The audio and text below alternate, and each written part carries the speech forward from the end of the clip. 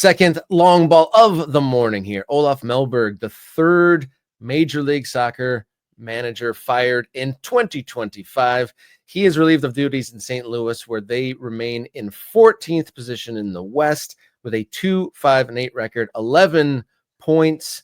What are your thoughts on his dismissal? And then we'll kind of get to see if that was just. Are they underperforming? Is there larger questions here? I think there are organizational issues in St. Louis. I think Lutz Pfannenstiel is going to rightfully get some heat here and probably deserves it.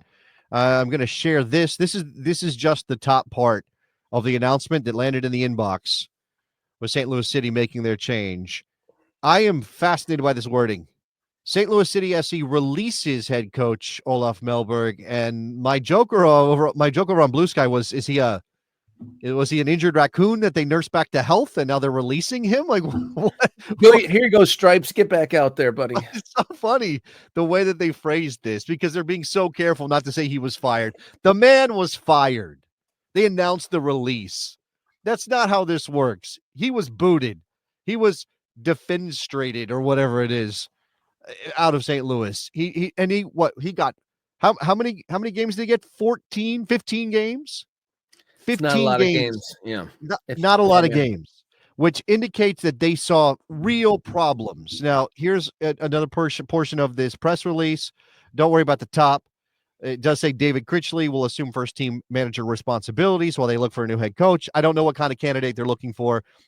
I'm going to read that bottom quote. The decision to part ways with Olof goes beyond just results. We've analyzed the team's performance across a number of factors, including the need to execute against a style of play that led to the team's initial success and has been part of our DNA for 4 years. That's the Bradley Carnell version, the original St. Louis City that kind of took the league by storm by, let's be honest, benefiting from a bunch of mistakes by other clubs. Yeah. As a club, we have certain standards we need to meet and believe a coaching change was necessary to improve our overall performance and return to a winning culture. Our fans deserve a better performing team, and we intend to give them one, said Lutz Pfannenstiel. They hired him. They had to have done some research, right? They weren't like, you know what, Olof Mellberg, that dude has a great beard. Let's get him to St. Louis. Or he coached in flip-flops one time or slippers or whatever it was, famously, when he was starting his managerial career. It had to be, we see the way he plays is a fit for St. Louis. And if they did not do that research and make a decision to hire him because of his style of play, whoa, what does that say about St. Louis City and their decision making? And I will grab here from Matt Doyle. That's that guy's name, armchair analyst. You might know him from MLSsoccer.com. Mm-hmm. Fourth coach in 2.5 years. Can't sign a decent center back. Can't get a winger who's able to beat anyone off the dribble. DP number 9 stinks. Not promoting any academy kids or draft picks into meaningful minutes. And by the way, that is a crime in St. Louis of all places.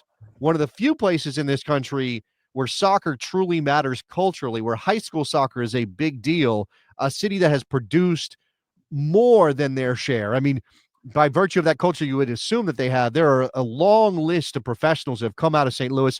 A part of that 1950 team that beat England was a bunch of St. Louis guys. I mean, this is a city that likes soccer. This is a city where kids play soccer because they think it's important. How do you not have more kids coming through? I know it's only a couple years in, but you should have done better with this.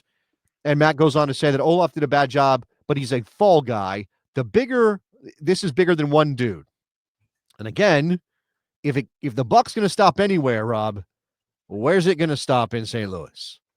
For context to the listeners who don't watch St. Louis each and every week, the lone win for St. Louis since March was a Open Cup win against Union Omaha. The only wins of the season so far, March 9th away versus LA Galaxy, who hasn't won a game yet.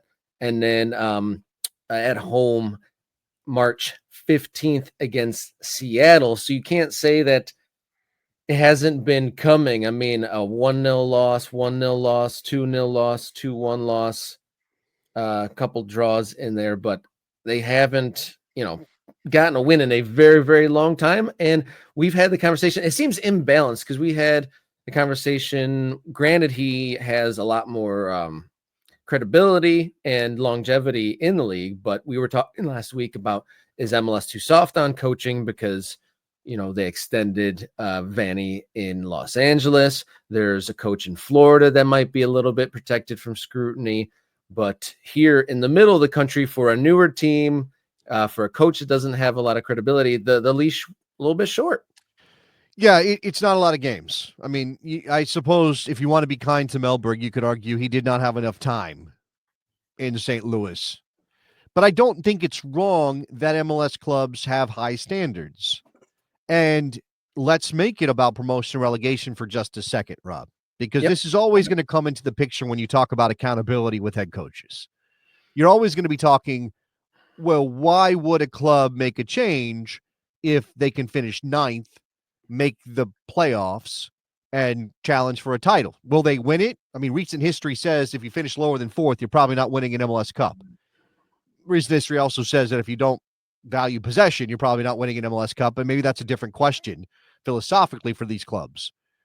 So there's not a lot of reason sort of within the season to fire a coach unless you were just applying your own standard. You're basically saying we need to deliver better because our fans deserve better or because we have a higher level of expectation. We don't want to be an also-ran who finishes ninth.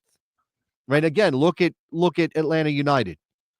Atlanta United finished ninth last year with an interim head coach, beat Inter Miami in the playoffs, and then, hey, you know what? We got to find the right guy. Now, did they find the right guy? That's still an open question, and we'll talk about that later. Yeah. But I think that speaks to something about this idea, and it's not a substitution for what promotion and relegation would do, or relegation would do as a threat to clubs and force their hand when we're talking about firing managers. Right. But I do think that in the absence of relegation, which may never come to Major League Soccer, and we hope it does. I mean, we're all hopeful that it does. Let's pray to the soccer gods right now that relegation comes to MLS one day, because it would be great to have an integrated pyramid in America. But if it doesn't, then we need these clubs individually to decide, hey, we're not happy just being middle of the pack. We're not happy maybe making a run in July and August and somehow sneaking into the postseason.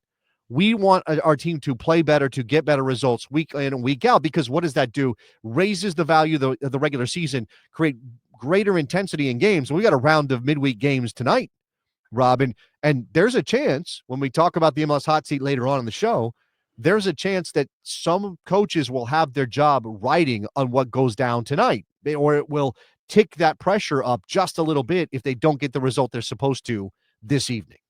A double dismissal week, perhaps. We shall see with those midweek fixtures. And well said is, I agree with your point, is hopefully working towards a future where American soccer, there is some real weight to every single match that's on the schedule. Long ball 3 here on Wednesday. A coach that could be on the hot seat and a team that's underperforming, but still squeaking out some points here and there. Inter Miami, the poster boys for that team.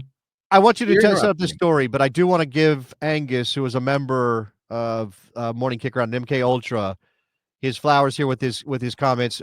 He says Melbourne, he means Mellberg, obviously. His dismissal is a warning to their upper management.